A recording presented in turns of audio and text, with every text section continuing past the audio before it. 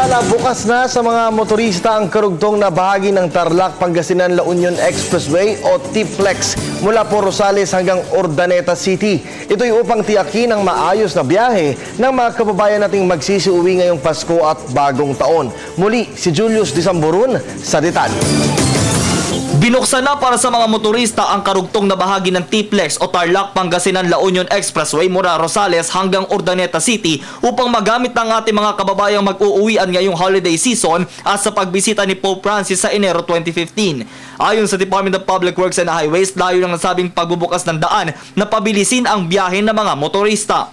So magdidire-diretso na from La Pasión hanggang Urdaneta City. So an additional of about 13 kilometers, so a total of about 69 kilometers in all from La Paz na expressway. Tama-tama in time para pag-uwi ng mga uwi ng mga tao sa probinsya.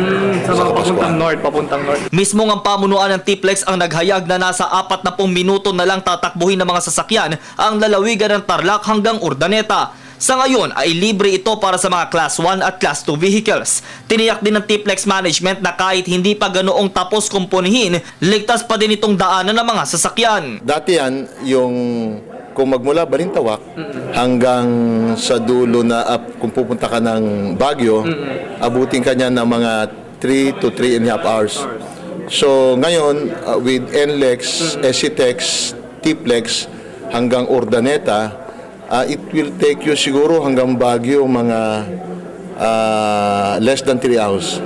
Less than 3 hours na yon. Lalo na pag natapos na yung Urdaneta hanggang Rosario La Union. Rosario La Union. Yun ang mas mabilis na, less than 2.5 hours magmula Balintawak hanggang Baguio. Bilang bahagi ng paggunita ng Pasko, walang bayad sa toll sa TPLEX ang mga sasakyan mula alas 10 ng gabi ng Disyembre 24 hanggang alas 6 ng umaga ng Disyembre 25. Gayon din sa bisperas ng Bagong Taon hanggang Enero 1 ng kaparehas ding mga oras. Para sa Telebisyon ng Bayan, ako si Julius Disamburun, Tarlac.